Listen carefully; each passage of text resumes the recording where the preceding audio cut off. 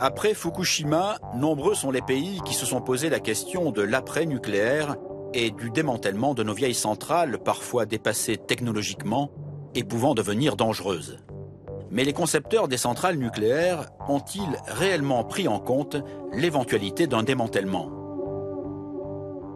La question du démantèlement, ça peut paraître curieux, est une question nouvelle. Ça veut donc dire que déjà il y a un grand problème de faisabilité technique. Le problème, c'est que même s'il n'y a plus de réacteurs et qu'on a tout arrêté, vous êtes toujours coincé avec les déchets. Et il n'y a aucune solution pour ces déchets. Il n'y en aura jamais. Nous, citoyens, on n'en veut pas. Je n'en veux pas dans l'Aube, je n'en veux pas dans la Haute-Marne, je n'en veux pas dans la Meuse, je n'en veux pas dans la région, je n'en veux pas dans la France. La Terre n'en veut pas. On ne fait pas ce projet qui est fou. C'est clair. Le nombre de risques totalement sous-estimés, non analysés et rencontrés dans les opérations de démantèlement industriel est phénoménal. Des pays comme la France, l'Allemagne ou les États-Unis savent désormais que démanteler une centrale nucléaire est une opération longue et délicate. 20 ans déjà que certains s'y emploient. Les problèmes techniques s'accumulent, les risques pour l'homme et l'environnement se multiplient, et pour ne rien arranger, ces opérations de déconstruction ont un coût exorbitant. Au point qu'il faille se poser la question aujourd'hui, sommes-nous vraiment capables de démanteler nos centrales nucléaires ?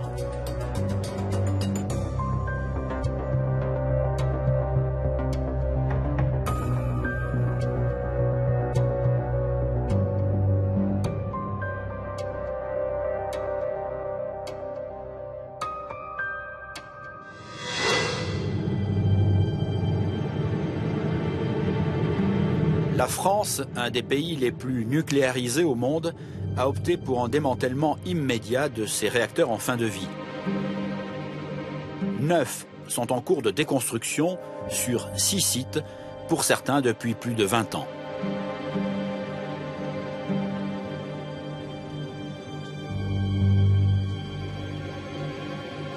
C'est ici, dans les monts d'Arrée, tout près du village de Brennilis, au milieu du parc naturel régional d'Armorique, que meurt à petit feu une des plus vieilles centrales nucléaires françaises.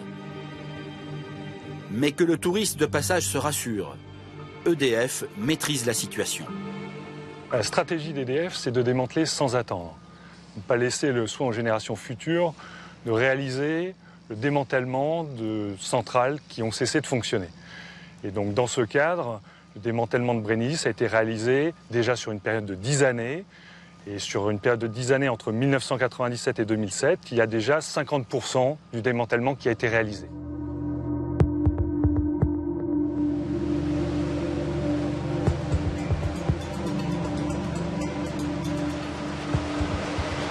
Donc on trouve un petit peu tout, y compris des échafaudages, des chemins de passage qui existaient du temps de l'exploitation.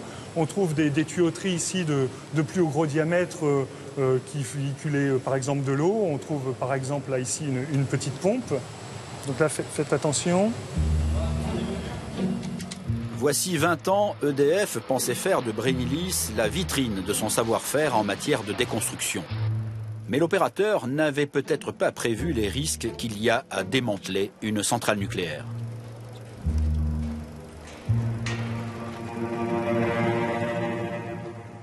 Il faut bien voir que démanteler, ce n'est ni démonter, ni déconstruire.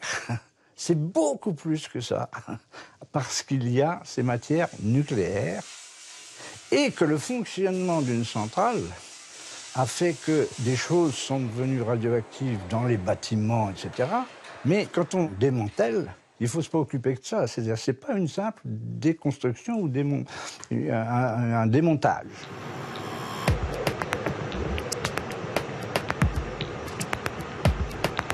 Dans le cadre d'un démantèlement, il va donc falloir démonter et stocker une à une toutes les pièces d'un puzzle complexe dont certaines resteront dangereuses des centaines de milliers d'années.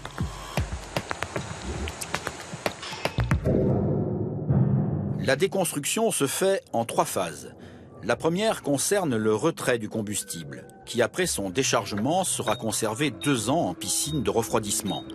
On procède aussi à la vidange des circuits.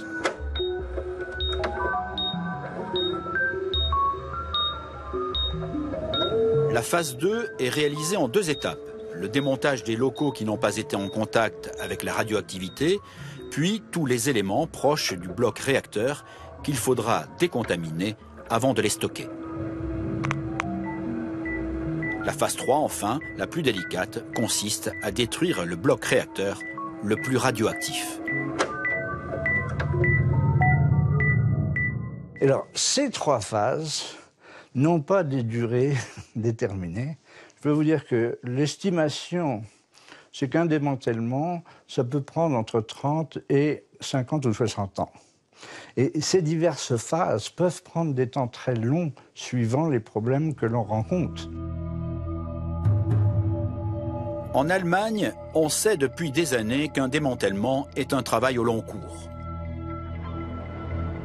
Sur les bords de la mer Baltique, le démantèlement de l'énorme centrale de Lubmin dure depuis 18 ans. Ici, les travailleurs ont acquis une réelle expérience de la déconstruction. Alors ici, nous nous trouvons au cœur du complexe nucléaire. En pleine exploitation, elle comptait entre 4 et 5 réacteurs. Et depuis 20 ans, on travaille ici au démantèlement de ces 5 réacteurs.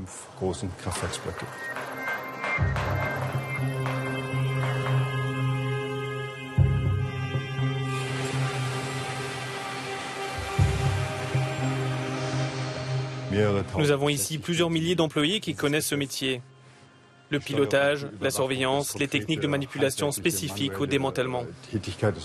Le savoir-faire est déjà là. Aujourd'hui, les étapes essentielles du démantèlement, c'est-à-dire vider et énucléer les anciens bâtiments, sont pratiquement terminées. Les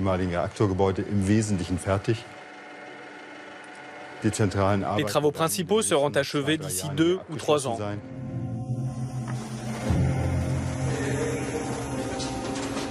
En attendant une solution de stockage définitif, les déchets très surveillés de la centrale de Lubmin sont entreposés sur place.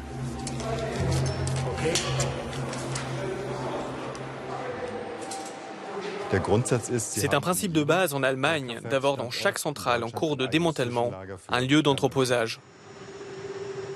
Dans d'immenses hangars sont entreposés des dizaines de générateurs de vapeur issus du démantèlement de la centrale, des éléments fortement contaminés.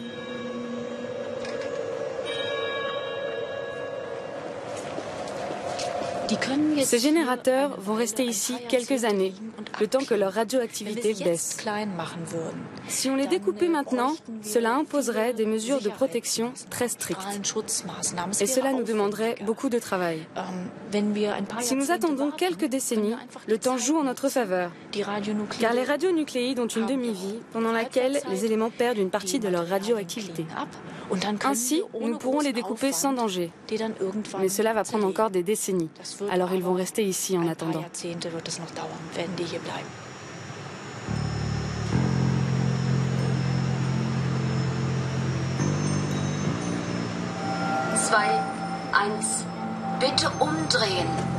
Les opérations de démantèlement de Lubmin seraient donc une réussite et la sécurité un souci permanent.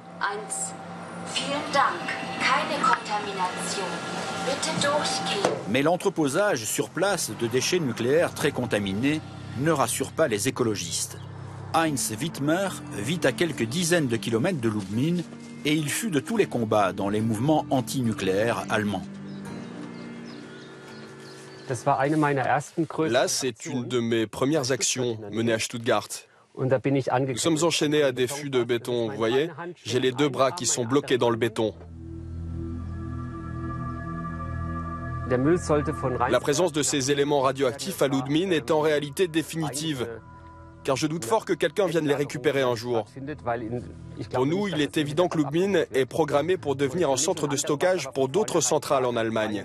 Et dès que l'occasion se présentera, elle sera saisie.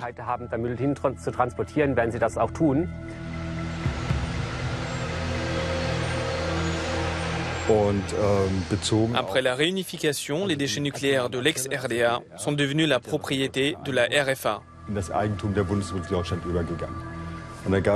Donc la question se posait et une décision devait être prise.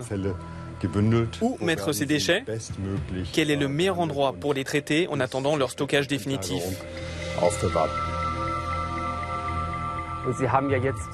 On dit qu'il ne s'agit que de stockage provisoire, mais nous savons qu'ils ont demandé une autorisation de stockage sans limite de durée. Il faudrait m'expliquer quelle est la différence entre les deux.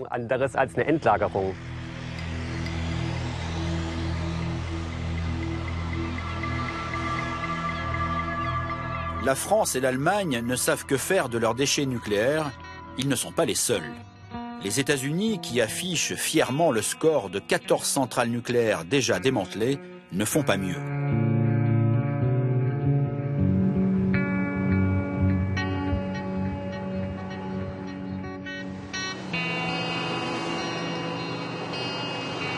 Tout près de Wiscasset, qui se présente comme le plus beau village du Maine, les restes d'une centrale nucléaire sont encore visibles.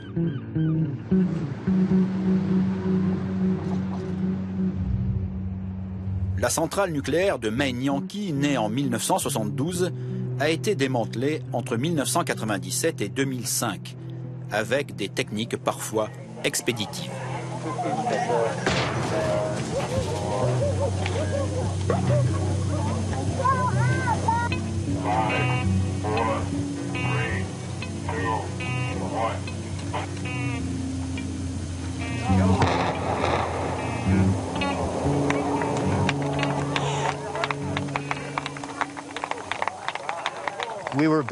Nous étions tous placés derrière une barrière pour se tenir à distance de l'explosion. Et les gens étaient là, avec leurs bébés dans les bras ou dans des poussettes. Et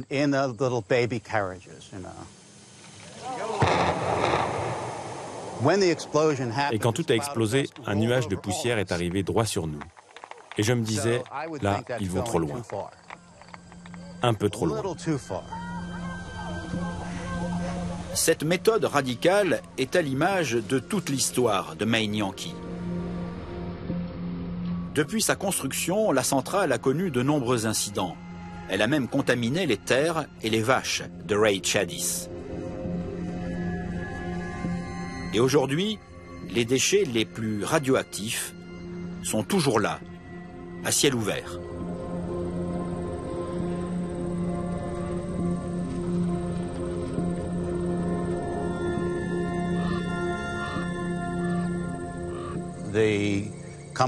La société a proposé de couler une gigantesque dalle de béton et d'y stocker les 64 barils de 100 tonnes, les uns à côté des autres.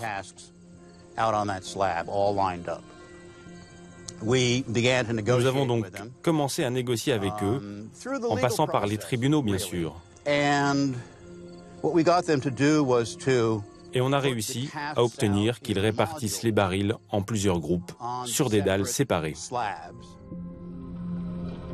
La seule mesure de sûreté aura donc été de disposer ces tonnes de déchets à vie longue, de telle manière que des secours d'urgence puissent intervenir en cas de fuite radioactive, ce qui est toujours possible.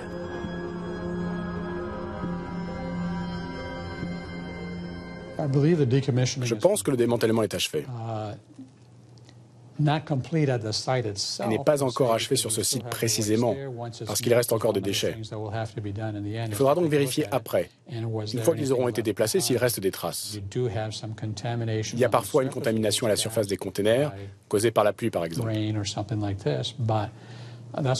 Ce sera vérifié dès lors que les déchets seront déplacés, que ce soit sur un autre lieu de stockage, bétonné ou pas, ou sur un autre site.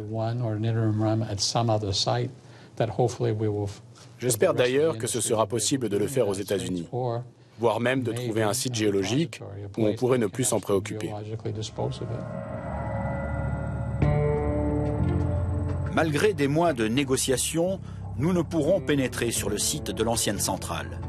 Tout juste avons-nous pu apercevoir, de loin, le haut des cylindres de béton renfermant les déchets nucléaires. Ces déchets doivent disparaître. Tout le monde ici est d'accord. Pas parce qu'ils sont dangereux, mais car leur entreposage coûte trop cher. Pour être très clair, le coût du stockage de ces déchets, qui se trouvent derrière nous, s'élève à 8 millions de dollars par an. Et ce coût est assumé par tous les habitants qui utilisent de l'électricité dans le Maine et la Nouvelle-Angleterre. Mais même si le gouvernement nous donnait de l'argent pour nous aider à assumer le coût de stockage, ça ne réglerait pas le problème principal. Comment se débarrasser de ces déchets? Donc la question qui se pose aujourd'hui, c'est combien de temps vont-ils rester ici?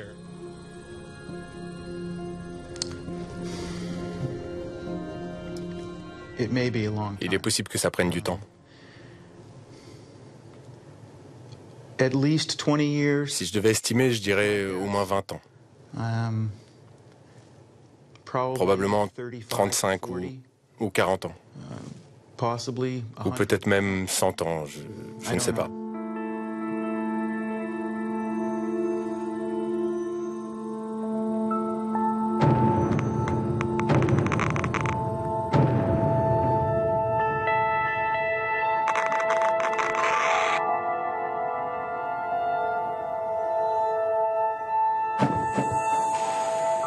Le constat est clair. Il y aura toujours plus de déchets au fur et à mesure des démantèlements des centrales nucléaires.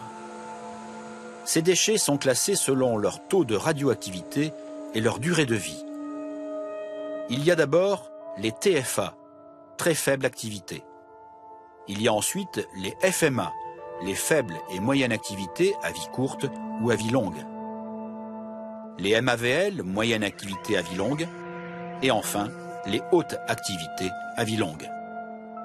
Que faire de tous ces déchets? La question n'est pas neuve.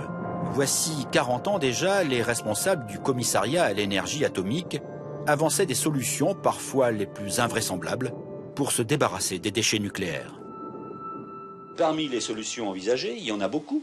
Il y a ceux d'enfouissement par le mouvement des plaques océaniques, dont certaines plaques plongent sous les plaques terrestres, et par ce moyen, les déchets radioactifs qu'on mettrait à l'endroit où se fait ce mouvement de plaques pénétreraient dans la masse en fusion du globe. On les renvoie vers l'intérieur de la Terre. Exactement. Si le projet lié aux plaques tectoniques sera abandonné, les opérateurs français EDF, CEA et Areva auront longtemps la charge de la gestion des déchets nucléaires. Entre 1967 et 1969, ils ne s'embarrassent pas avec les problèmes de stockage. On balance des fûts de déchets radioactifs à la mer. En France, ce sera dans la Manche.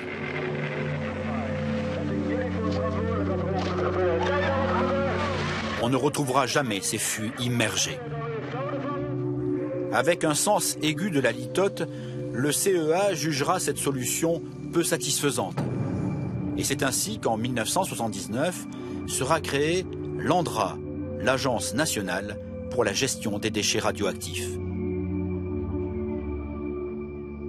La politique française de gestion des déchets, c'est de trouver une solution sûre et durable pour tous les types de déchets. Donc ça fait partie de la mission qui est confiée à l'ANDRA.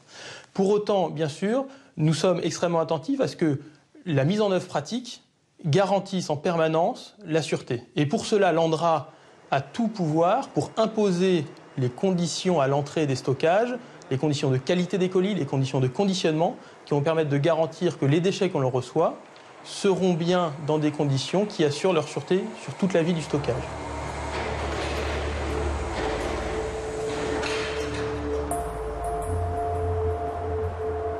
La France s'est dotée de 2 centres de stockage dans l'Aube. C'est à Morvilliers que sont stockés les TFA, les déchets de très faible activité, essentiellement des gravats et du béton, issus entre autres de la centrale de Brinillis. Des déchets qui disparaîtront sous une couche d'argile de plusieurs mètres avant que de la terre végétale donne au stockage son visage définitif.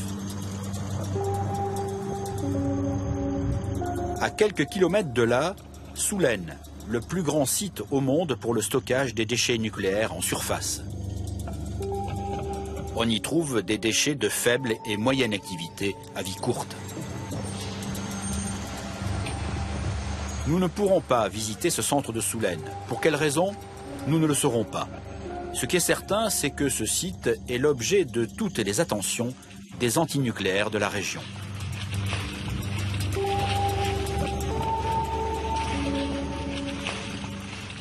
Donc je suis là aujourd'hui, 8 novembre, il est à peu près 16 heures, dans l'environnement du centre de stockage de déchets radioactifs de l'Aube, en train de mesurer le flux de rayonnement gamma avec ce scintillamètre DG5. Si on pointe le détecteur vers le hangar de déchets radioactifs, on mesure plutôt 470-500 secondes. Mais si on fait face à la forêt, le niveau de rayonnement au même endroit va baisser, puisque là on descend en dessous de 400-300 coups par seconde. Pourquoi? Parce que mon corps fait écran au rayonnement, c'est-à-dire que mon organisme est en train de recevoir une partie de ce rayonnement gamma. Ça veut dire que si ce rayonnement est atténué, c'est qu'il est atténué dans notre organisme et donc il crée des ionisations dans notre organisme. Moi, je me souviens d'une image qui m'a frappé. Quand on mesure comme ça, on a 680 coups de mémoire. Il se retourne comme ça, Bruno. Puis il a dit, tu vois, j'en ai plus que 300. Ça veut dire que les autres, ils sont dans mon corps. C'est mon corps qui est en train d'absorber les rayons gamma. Et c'est ce jour-là que j'ai compris ce que c'était que la radioactivité. Le rayon gamma a une grande force de pénétration, mais il faudrait vivre en permanence près de la source radioactive pour être en danger. Imperturbable, l'ANDRA communique par des vidéos censées rassurer et convaincre ceux qui, a priori, ne voulaient pas d'une poubelle nucléaire devant leur porte. Le rôle de l'ANDRA, c'est d'apporter une information la plus transparente possible, la plus régulière, qui permet aux riverains de connaître la réalité de ce qui est fait. Et ce que l'on constate, c'est que sur les centres en exploitation de l'ANDRA, nous avons progressivement pu acquérir de plus en plus de confiance de la part des populations. Si on vous propose d'installer un tas de fumier devant votre résidence secondaire en disant c'est là qu'on a décidé qu'on va le mettre et c'est bon pour vous. Alors au départ, le tas de fumier vous explique qu'il va sentir la rose, quoi. C'est du fumier spécial, etc. Après, il va vous rapporter de l'argent parce que au mètre carré, on va vous mettre un chèque sur la table. Enfin, tout est biaisé. Tout le cheminement pour imposer, parce que c'est imposé. Personne ne veut de déchets au bout de son jardin. Si le débat est déjà houleux pour ces déchets à Soulaine, ce n'est rien comparé à celui qui concerne le projet de stockage des déchets les plus radioactifs. L'ANDRA étudie depuis 20 ans déjà la faisabilité d'un stockage à 500 mètres de profondeur dans l'argile, un projet appelé CIGEO, et si l'on en croit le discours officiel, on ne pourrait pas faire autrement. Alors pour les déchets les plus radioactifs et à vie longue produits par l'industrie nucléaire française, des solutions de stockage en surface ne suffisent pas. Pourquoi? Parce que ces déchets vont rester radioactifs pendant des très longues durées de temps, ça peut être des centaines de milliers d'années, et sur ces durées, on ne sait pas garantir qu'un stockage de surface gardera le confinement. C'est pourquoi la solution qui a été retenue par la France dans la loi de 2006, mais qui aussi au niveau international s'impose à tous les pays qui ont à considérer le problème, c'est le stockage en couche géologique profonde.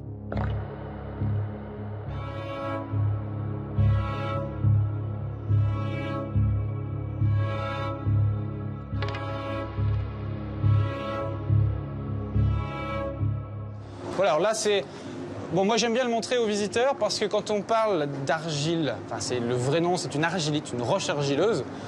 Mais quand on parle d'argile, le public a souvent en tête l'argile du potier ou celle des masques de beauté. Malléable. Voilà, malléable, on imagine une roche meuble, hein, voilà, molle. Alors qu'en fait on a une véritable roche. Et cette roche, elle a 165 millions d'années. Elle s'est donc déposée en milieu marin. Toute l'eau qui était mobile en a été expulsée au cours du phénomène de sédimentation. Et on a maintenant donc une roche qui est quasiment imperméable, en tout cas à l'échelle qui nous intéresse. Et comme vous parliez de stabilité, c'est une garantie de stabilité selon vous? Ça fait partie des critères de stabilité, effectivement. Quoi.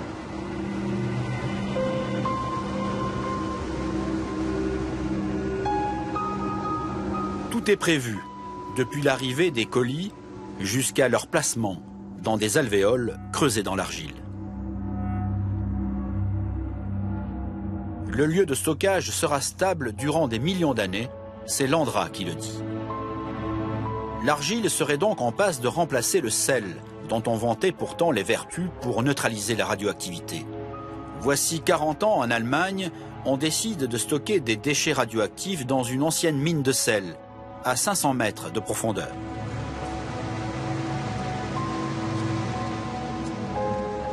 Un stockage à la va comme je te pousse, dans un trou creusé dans le sel, que les Allemands vont payer très cher. Car dès 2004, la montagne bouge, l'eau s'infiltre, le sel craque et certaines parois s'effondrent.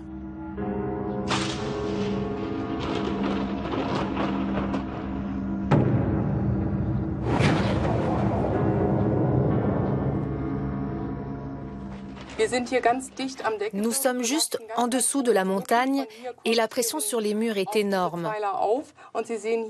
On peut d'ailleurs voir que des fissures se forment. Elles sont très importantes et à intervalles réguliers.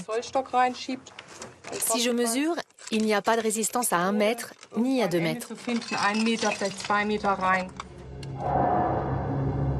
On sait aujourd'hui que les fûts contiennent bien plus de plutonium que prétendu au départ, mais encore du cobalt ou du strontium.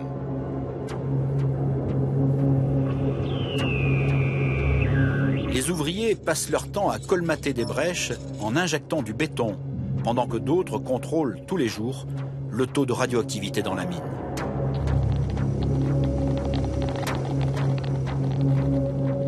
Une course contre le temps, car de manière inexorable, la montagne de granit qui jouxte la mine de sel exerce une énorme pression en bougeant de 10 cm par an. On a mis des poutrelles en fer et vous voyez comme elles se sont déformées en quelques années. Il y a même des fissures qui apparaissent.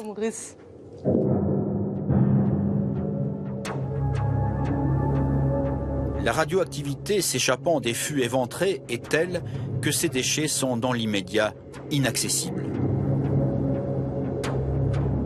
Espérant les récupérer un jour, l'Allemagne continue de dépenser ici des millions d'euros.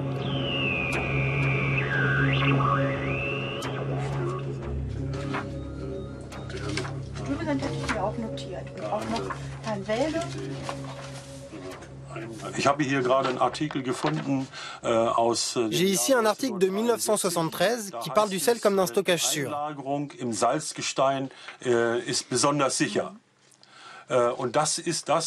Et c'est exactement le message que l'on nous a fait passer pendant tout ce temps. Même à des ministres au niveau fédéral. Ils sont partis contents car les scientifiques leur ont expliqué que la technique était sûre. Et c'est comme ça que la population les a crus.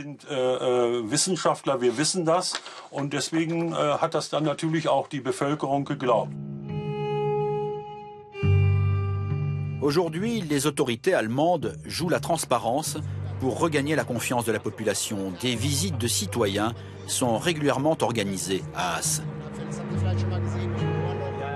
Il faut que la population croie à nouveau ce que dit l'État.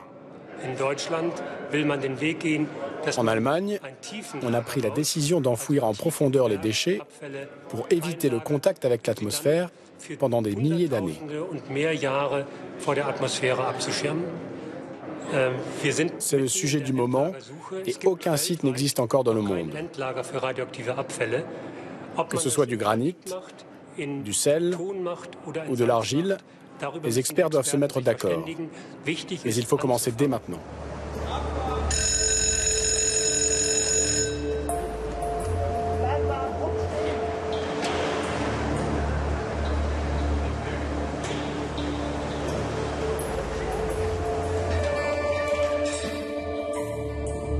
Malgré l'échec cuisant de Asse, un autre site d'enfouissement est en préparation à Konrad.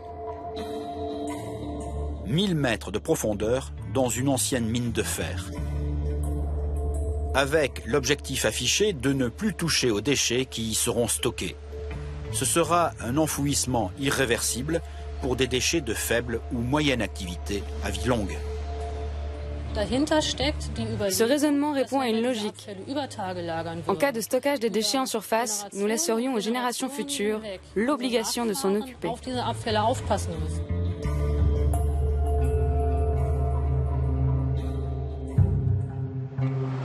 40 km de galeries creusées à l'aide d'énormes tunneliers, le chantier de Konrad est gigantesque.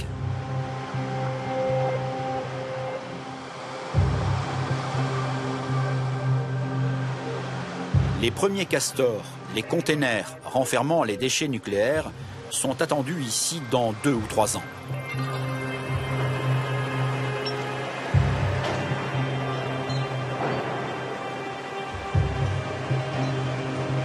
Des animations en 3D à destination du grand public montrent des manipulations de déchets essentiellement mécaniques, la sécurité des travailleurs à 1000 mètres de profondeur et l'environnement à la surface de la Terre seront préservés.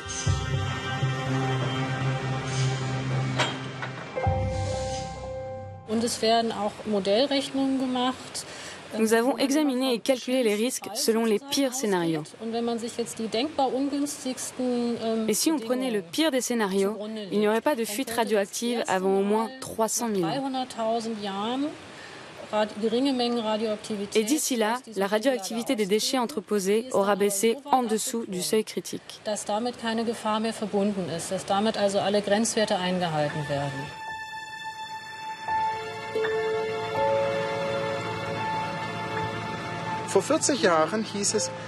Il y a 40 ans, on nous a dit que Hasse était le meilleur endroit. Les experts, les politiques, l'industrie nucléaire, tout le monde l'a dit et s'est trompé. Nous ne sommes pas certains que dans 40, 50 ou 80 ans, on ne se soit pas trompé de nouveau. Quand on stocke des déchets nucléaires de façon à ce qu'ils ne soient plus accessibles, c'est pour moi une solution antidémocratique.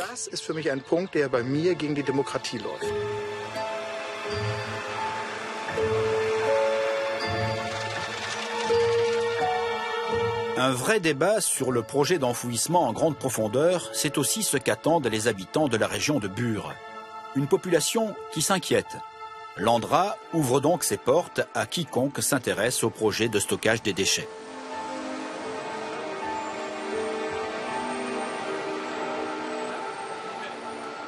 L'Andra fait son travail de communication. Ce sont des professionnels de la communication, plus que de l'enfouissement d'ailleurs à mon avis. Non, puis ils font appel aux meilleures agences. Attends, moi j'ai la chance d'avoir fait 40 ans de com dans ma vie, je sais comment ça se passe. Hein. Quand vous interrogez les gens, il y en a même qui croient que c'est déjà fait. Hein. Il y en a qui croient qu'on a déjà commencé à enfouir. C'est fait, qu'est-ce que vous voulez faire, c'est fait. Voilà, bon. Puis en plus, comme on a arrosé de pognon, c'est un député qui l'a raconté, c'est l'argent qui dégouline. Ouais, l'argent qui dégouline, quoi. Mais c'est une forme de prostitution, quoi. Hein, ils échangent leur terre contre du fric, c'est dramatique. On paye pas le ramassage scolaire, on paye pas le ramassage des poubelles. Les petits vieux, ils ont un bobo, ils téléphonent, on leur envoie un taxi. Enfin bon, je vous raconte pas, les assos locales, elles peuvent faire des choucroutes parties tous les samedis, c'est gratuit, quoi. Non, c'est scandaleux. Ils achètent les consciences. La vision idyllique proposée aux visiteurs par l'Andra ne rassure pas tout le monde. Pour preuve, ce débat, organisé en mai dernier dans un village proche de Bure. Devant une salle pleine, un habitant de la région, Bertrand Thuillier, docteur S-Sciences et expert en sécurité, affirme que le projet de Bure comporte des risques. Les colis bitumineux, entre autres, sont prévus pour laisser échapper l'hydrogène. L'hydrogène, parlons-en un peu. Ça a une fâcheuse propriété, c'est qu'en présence d'oxygène, et quand vous dépassez ce qu'on appelle une limite inférieure d'explosivité, au-delà de 4%, la moindre flamme, la moindre étincelle, ça fait péter votre espace là où il y a de l'hydrogène. Risque d'explosion, Bertrand Thuillier n'a rien inventé. Il a simplement décortiqué les 4000 pages de documents officiels de l'Andra. Il a ainsi noté que l'agence évoquait toute une série de problèmes, comme le risque d'incendie provoqué par exemple par un des engins qui serviront au stockage des déchets. Imaginons que cet engin est dans une galerie, on voit la difficulté, je dirais, d'arrêter la ventilation sur le moment. Il faudrait déjà évacuer le personnel, il faut déjà faire en sorte donc évacuer les fumées, les matériels sensibles éventuellement. Et tout ça, ça peut prendre du temps. Et si l'incendie se développe, il est certain que là, on court à la catastrophe. Parce qu'on est dans un milieu souterrain, parce que les conditions d'accès sont plus difficiles, parce que, à moins d'avoir des équipes de secours directement sur place, on ne pourra pas intervenir directement. Disons que là, on peut arriver à une conjonction de situations qui ferait qu'on serait dans une situation vraiment très délicate. Bon, donc là, on a les références, etc. Et on voit les incertitudes sur les résultats des simulations thermiques appliquant l'incendie d'un véhicule transportant un colis de stockage d'enrobés bitumineux. Donc on sait ne permettent pas à ce stade de s'affranchir du risque de relâchement radioactif en cas d'incendie. Donc l'incendie peut provoquer des fuites radioactives. Voilà. Et grosso modo, c'est ce qui est écrit. Exactement. L'ANDRA aurait donc écrit en substance « Ce stockage est dangereux, mais on va le faire quand même ». L'investissement humain et surtout financier déjà réalisé, près d'1 milliard d'euros, est tel que l'abandon du projet n'est pas envisageable.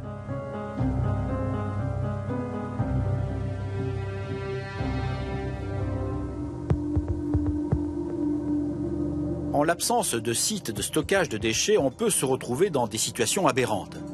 C'est le cas aux États-Unis, dans le Vermont. Intergy, propriétaire de la centrale Vermont Yankee, a décidé de prolonger la vie de son installation qui a déjà 40 ans. Et ce, alors que chacun s'attendait à la mise à l'arrêt de cette centrale, qui est du même type que celle de Fukushima.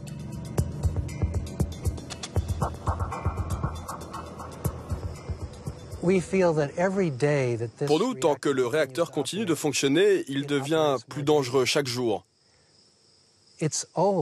Il est vieux, il a plus de 40 ans. Il est en train de s'autodétruire. Les tuyaux sont rouillés, les fils électriques provoquent des courts-circuits. Il y a aussi des fuites dans les tours de refroidissement. C'est pour ça qu'on sent qu'il est urgent de l'arrêter.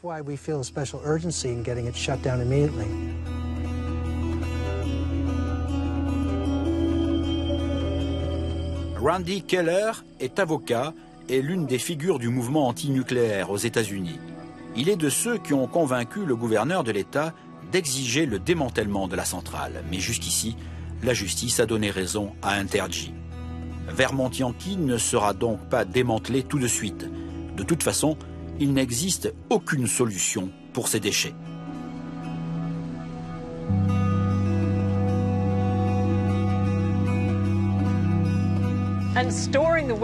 Quel que soit l'endroit où on stocke, ça va coûter de l'argent. Et le problème que l'on rencontre, c'est que tout ce qu'on nous propose comme des solutions et que le gouvernement a bien voulu envisager en termes de traitement des déchets consiste soit à les laisser dans la cuve de combustible, très mauvaise idée, soit à les enfermer dans des barils de stockage à sec, c'est ce que vous avez vu à Main Yankee, soit à les emmener dans un dépôt géologique naturel.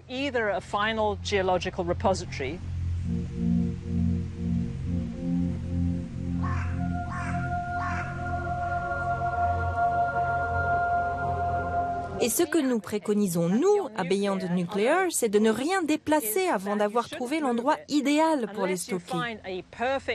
Et pour le moment, il n'y en a aucun.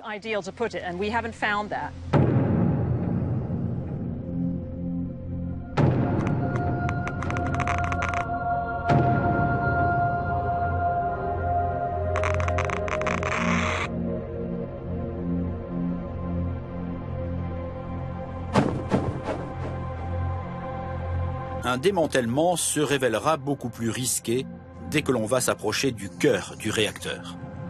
À Brennilis, EDF va s'attaquer à un chantier extrêmement délicat de la phase 2 du démantèlement. Le démontage d'immenses bouteilles d'acier de 20 mètres de haut, 16 au total, dans lesquelles circulait le gaz chaud qui faisait tourner les turbines. Objectif d'EDF, démonter et découper ces échangeurs de chaleur sans les avoir décontaminés au préalable. Problème, Pour Michel Marzin, qui a travaillé 25 ans dans la centrale de Brennilis, ces échangeurs sont fortement contaminés. Le combustible ici, ce sont des pastilles fritées qui sont accumulées dans des gaines. Hein. Ces gaines sont en zirconium, elles sont le plus minces possible pour que le transfert de chaleur se fasse le mieux. Et de temps en temps, défaut de fabrication ou surchauffe quelque part, elles se fissurent et elles lâchent l'uranium, les pastilles d'uranium qui sont à l'intérieur. Et donc on retrouve du plutonium, de l'uranium, et puis bien sûr tous les radioéléments des produits de fission qui fichent le camp dans la circulation de CO2 et qui tournent en boucle dans ce circuit. Donc, pour vous... Donc dans les échangeurs, il y en a.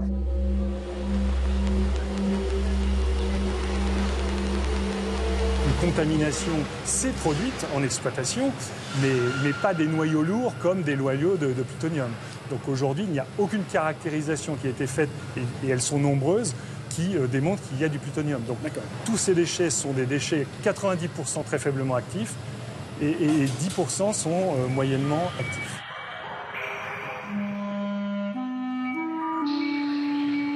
Mais avant de les découper, il vaut mieux les décontaminer. Parce que si on les découpe directement, on va disséminer ces produits qui sont hautement radioactifs à vie longue. On va en mettre sur les murs de l'enceinte étanche. Il va falloir encore râper tout ce béton. Ça va durer une éternité et on va contaminer des gens. La stratégie adoptée à Brennilis est d'autant plus surprenante qu'à Chaux, dans les Ardennes, EDF fait tout le contraire, avec les générateurs de vapeur, des éléments comparables aux échangeurs de chaleur.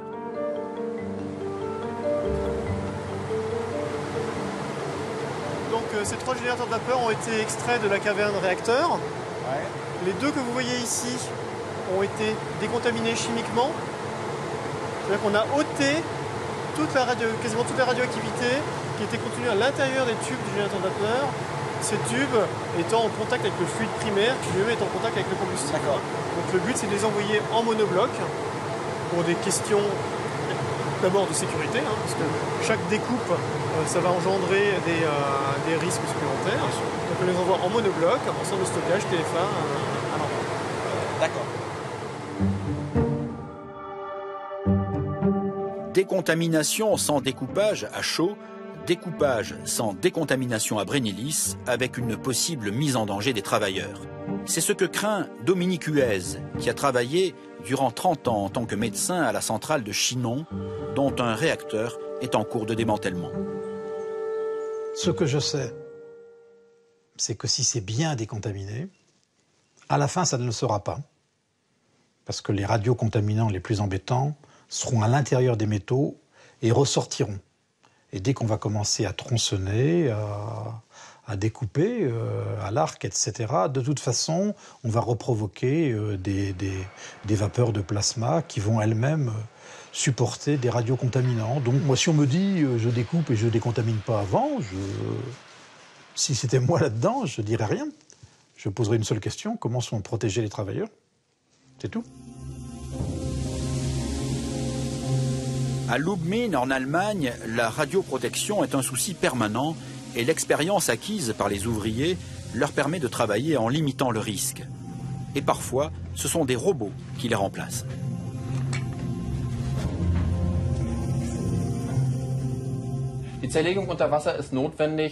Le découpage sous l'eau est nécessaire parce que la radioactivité des pièces est très importante. Le découpage de ces pièces à l'air serait problématique pour leur maniement et les activités du personnel.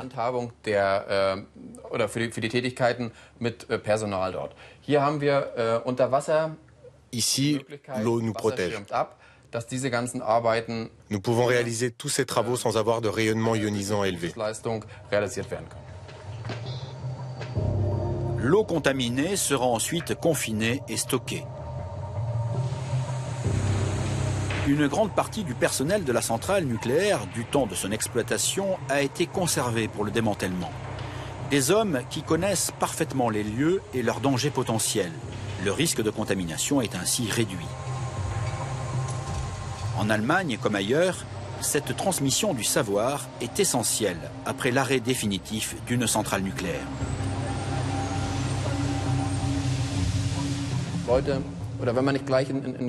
Si on ne commence pas tout de suite le démantèlement et qu'on ne forme pas de jeunes collègues, nous serons confrontés à un problème majeur. Au fil du temps, plus personne ne connaîtra les particularités de la centrale. Il est donc indispensable de comprendre comment tout cela est structuré. C'est un problème qui va persister si on n'assure pas l'emploi et la formation des futurs collègues dans le démantèlement.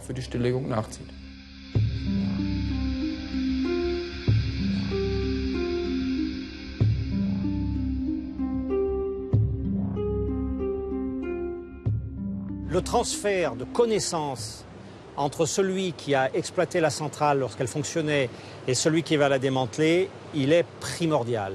Il est primordial parce qu'il va permettre à celui qui va démanteler d'avoir la meilleure connaissance possible de l'installation et donc d'en limiter ensuite les risques. Le démantèlement immédiat, il permet aussi de répondre à cette exigence d'entreprise qui est une exigence de responsable, qui consiste à assumer les décisions prises par les générations d'aujourd'hui et de ne pas transférer aux générations futures ce démantèlement. La mémoire de l'installation, c'est un bon argument. Par contre, il faut le mettre en œuvre. Et malheureusement, quand on fait le constat aujourd'hui des centrales qui sont actuellement en démantèlement, principalement Brennilis, Chinon, Saint-Laurent, etc., on s'aperçoit qu'EDF ne met pas du tout en œuvre cette exigence de mémoire des installations dans le choix qu'elle fait financier exclusif du recours à ces prestataires. La plupart du temps, les sous-traitants ne sont pas ceux qui ont participé aux opérations d'exploitation. En réalité, donc, en France, ces ouvriers sous-traitants sont brinque-ballés d'un site à l'autre et n'en connaissent aucun. L'autre argument sur ces générations futures qu'il faudrait préserver ne tient pas non plus. La durée de vie de certains déchets fera que nos descendants porteront de toute façon le poids du nucléaire durant des centaines de milliers d'années. Sur les chantiers, les problèmes s'accumulent. Ce qui se passe à Brennilis en est la parfaite illustration. EDF ne s'est pas doté de personnel suffisant pour contrôler les chantiers. Et on était à 4 ou 5 strates de sous-traitance. Ceux qui étaient en bas travaillaient à l'économie. Moi, j'ai vu des vidéos où les gens avaient des aspirateurs du commerce, où ils ne savaient pas tronçonner, ils avaient le disque de la tronçonneuse en face de la tête, ils pouvaient se fendre le crâne. Il n'y avait pas de double sas de sortie de l'endroit où ils tronçonnaient. Et la dernière fois que la clé est entrée, un ouvrier est passé devant eux, il avait les gants contaminés. Et EDF n'a pas pu leur répondre, ne savait pas à quel endroit il s'était contaminé, cet ouvrier.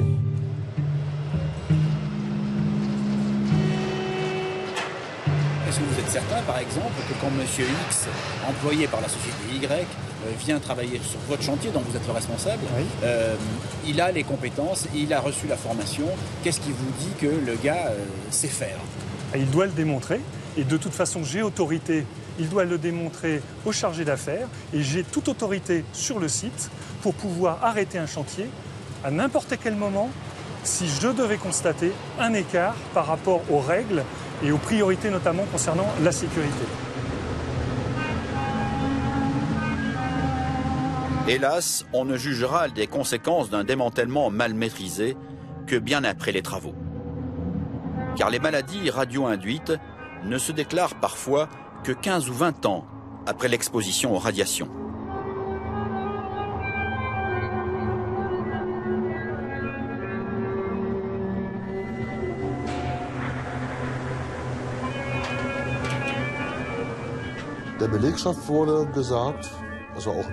Ce qu'on disait aux ouvriers et à moi aussi, c'est qu'on ne devait pas se faire de soucis, que nous ne serions pas exposés à la radioactivité. Ils nous ont même dit que la radioactivité était très faible et que même s'il y en avait, le sel autour capterait cette radioactivité. Les ouvriers et moi n'avons pas remis cela en question. Nous avons fait confiance à notre employeur. Des années après avoir quitté la mine de Haas, Egbert Duranovic apprend qu'il est atteint d'une leucémie. À ce moment-là, ça a pu traverser mon esprit qu'il pouvait y avoir un lien avec ma maladie. Mais dans un état comme celui-ci, on n'est pas en mesure de raisonner. Et ce n'est que des années plus tard, lorsqu'on a reparlé de Haas dans les médias, que j'ai fait le lien. Mais cela m'a pris des années avant de pouvoir faire le rapprochement.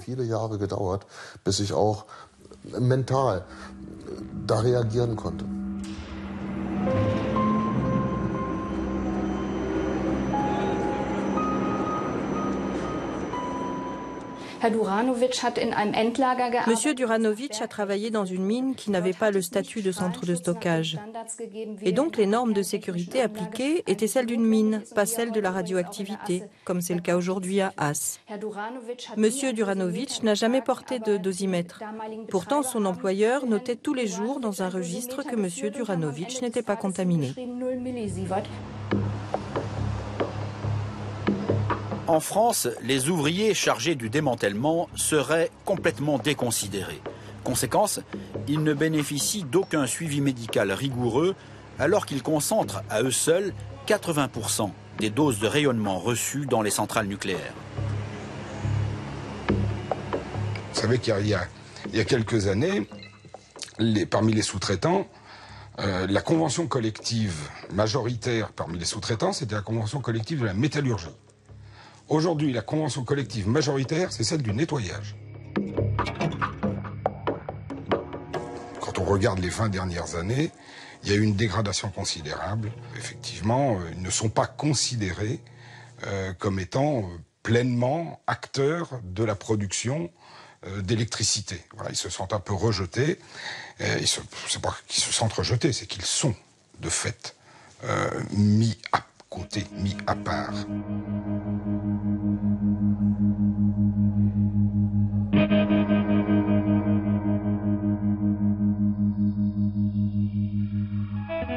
La reconnaissance des cancers professionnels, c'est la loterie, c'est la course d'obstacles, et quand on n'est pas bien conseillé et pas bien accompagné, plus de 50% ne sont pas reconnus alors qu'ils sont déclarés, et on peut penser qu'il faudrait multiplier d'un facteur 10 au moins tous les cancers qui pourraient être reconnus et qui ne le sont pas. Pourquoi ?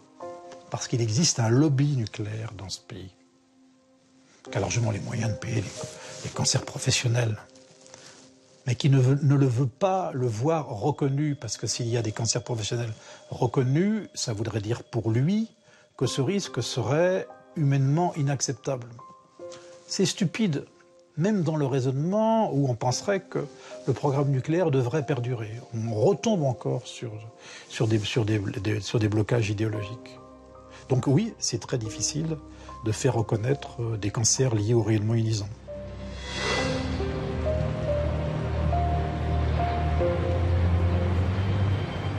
L'opérateur est tellement sûr de sa puissance qu'il en oublie parfois les règles. C'est le cas à Saint-Vulbas, dans l'Ain, petit village sur les bords du Rhône où est installée la centrale du Bugey. À quelques mètres se trouvent les serres de Léonard Rosen. Depuis 20 ans, cet horticulteur utilisait l'eau chaude de la centrale pour chauffer ses serres. Mais en 2010, EDF entreprend des travaux de construction d'un bâtiment d'entreposage de déchets radioactifs, le projet ICEDA. Et j'ai commencé de m'inquiéter vraiment quand ils ont commencé la construction du déchetterie nucléaire en face de chez nous, c'est-à-dire sur la limite de nos terrains qui sont... limitrophes. Voilà.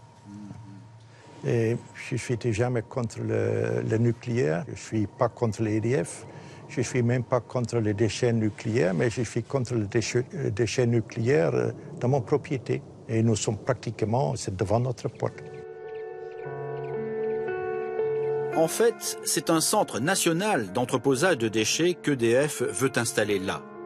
On voit sur cette animation que tout a été prévu, y compris d'ailleurs la disparition des serres de M. Rosen. Mais dans son emballement, EDF s'est retrouvé hors la loi et le petit horticulteur a bloqué le puissant opérateur. Le chantier est aujourd'hui à l'arrêt.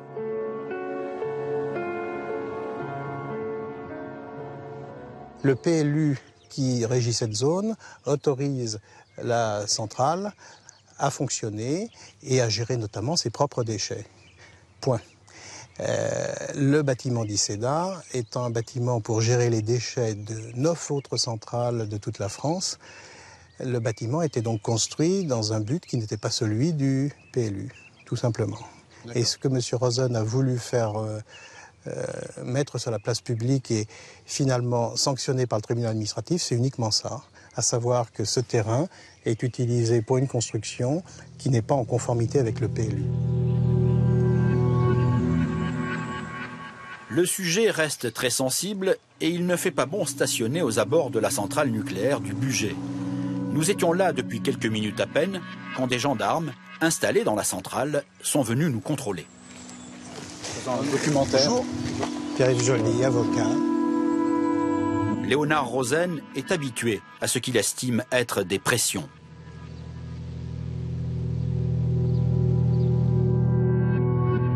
On a lancé notre procédure juridique contre les constructions en mars 2010. Un mois plus tard, brutalement, ils ont coupé de l'eau chaude.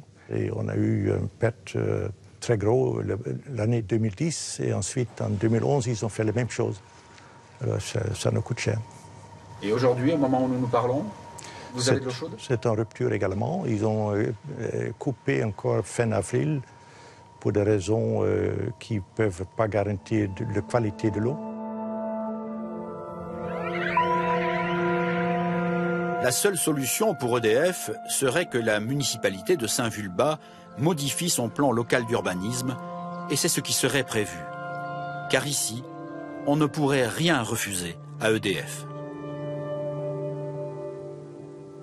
On pense qu'il y a eu des pressions politiques, il y a eu des pressions d'EDF, il y a une manne financière que distribue EDF ici sur toute la région, non seulement sur Saint-Vulbas, mais sur beaucoup de communes environnantes, qui fait qu'à elle seule, cette manne est une pression, quoi. Donc on sent bien qu'il y a eu des directives de leur dire on remet tout à plat, refaites voter. Et pour faire revoter cette modification de PLU, ils nous l'ont habillé en présentant ICEDA accompagné d'un projet de centre de formation, de la force d'action rapide et d'un restaurant, restauration rapide, un truc comme ça. Ouais. Voilà, on emballe ça en disant, vous voyez, ça va amener 200, 250 emplois, je ne sais plus combien. Enfin bref, le chantage à l'emploi en période de chômage, c'est un argument qui porte. Donc voilà, donc il y a eu un revirement à 180 degrés qui est plus qu'étonnant.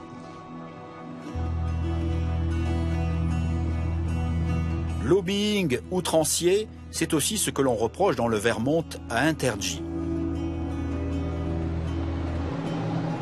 Dans une région sinistrée où les dépôts de bilan sont légion, l'opérateur américain a beau jeu d'imposer sa loi.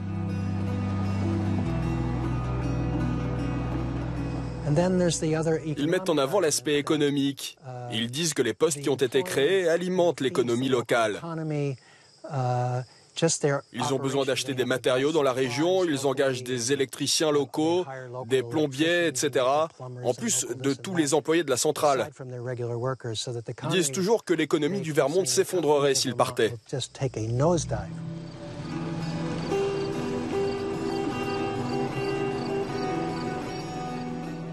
En termes d'emploi, si Vermont Yankee fermait, cela aurait un impact, c'est évident.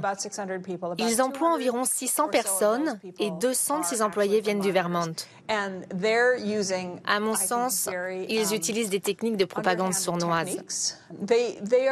Ils sont particulièrement généreux, par exemple avec les ONG de la région, comme les associations de soutien au SDF ou encore les banques alimentaires. Ils se sont arrangés pour que les responsables de ces associations fassent des déclarations annonçant que ce serait un désastre si Entergy disparaissait, qu'on n'arriverait jamais à remplacer les dons de Vermont Yankee.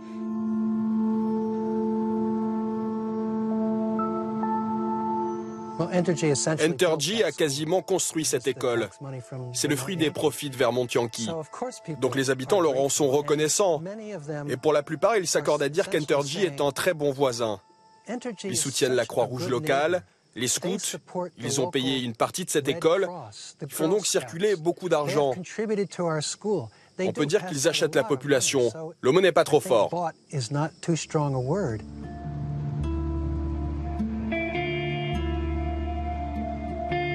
La puissance du lobby nucléaire passe aussi parfois par la propagande.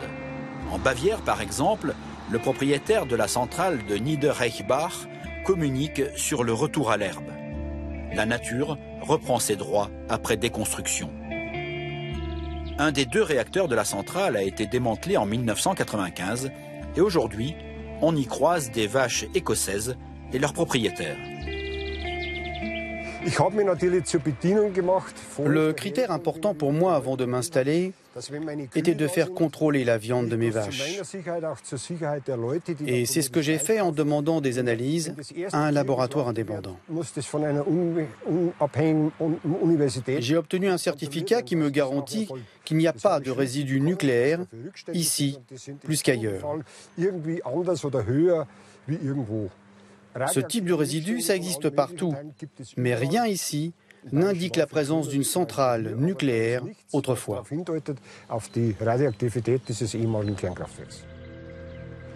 Mes vaches mangent l'herbe la plus contrôlée du monde en matière de radioactivité.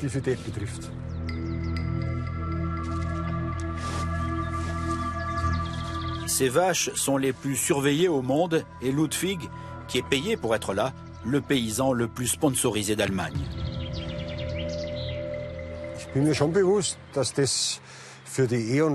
Je suis bien conscient d'écrire l'histoire de la centrale. Je donne une bonne image aux visiteurs qui passent en bus dans la région.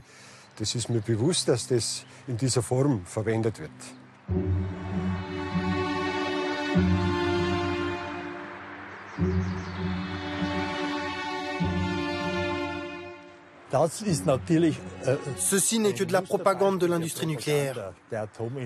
Il y a des choses bien plus dangereuses que les vaches sur ce terrain. Juste à côté, je ne sais pas si vous avez remarqué, il y a un grand bâtiment de stockage. C'est un centre de stockage provisoire de déchets avec un permis de 40 ans. Ils stockent des castors et des combustibles.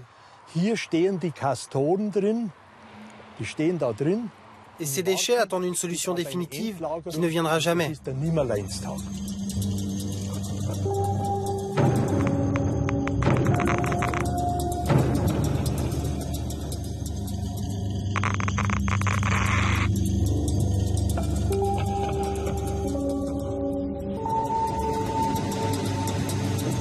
Sur toute la planète, aucun pays n'échappe à la question. Aura-t-on la volonté politique et les moyens de financer le démantèlement des centrales nucléaires? L'Allemagne, par exemple, est très discrète sur ce que devrait coûter la mise hors service et le démantèlement de ses 17 réacteurs nucléaires d'ici à 2022. On sait que le retour à l'herbe de Niederreichbach a coûté à lui seul 90 millions d'euros. Et on estime que le démantèlement des 5 réacteurs de Lubmin a atteint en 20 ans les 4 milliards d'euros. On peut comprendre cette discrétion de l'Allemagne quand les estimations du coût des opérations de démantèlement dans ce pays varient de 45 à 300 milliards d'euros sur 20 ans. Des chiffres vertigineux. En France, EDF et Areva estiment qu'avec 18 milliards d'euros, ils ont suffisamment provisionné pour la déconstruction des 58 réacteurs répartis sur le territoire.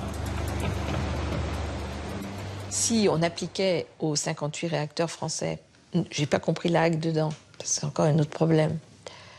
Et j'ai pas compris le militaire non plus dedans. Nous nous promènerions plutôt autour de 150 milliards. À la louche, ça peut être 120 et ça peut être 170. Dans l'état budgétaire actuel, où nos concitoyens sont vraiment dans la difficulté, où on a besoin d'argent sur le plan social, on a besoin pour faire de la relance économique, qui peut réellement penser qu'on va mettre 100 milliards ou 150 milliards pour démanteler nos centrales nucléaires?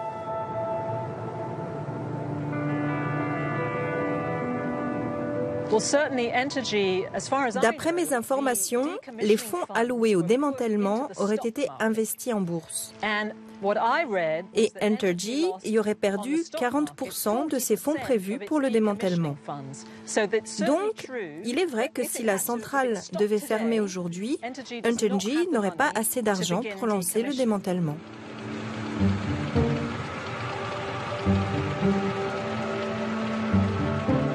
La question du démantèlement, ça peut paraître curieux, est une question nouvelle. Ça veut donc dire que déjà, il y a un grand problème de faisabilité technique. Et on en a un très bon exemple avec Brennilis. Mais au-delà de la faisabilité technique, mais les deux sujets sont liés, il y a la faisabilité financière. Pourquoi est-ce que les deux sujets sont liés?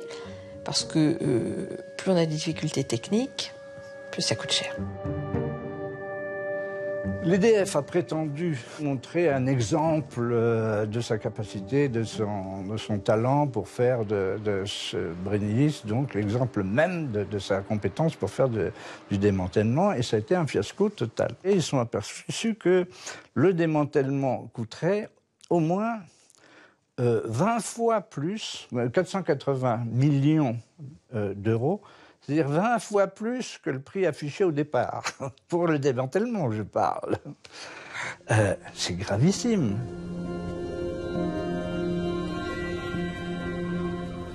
En tant que citoyenne, moi je me dis, mais est-ce que réellement, un jour, on va les démanteler, ces centrales nucléaires?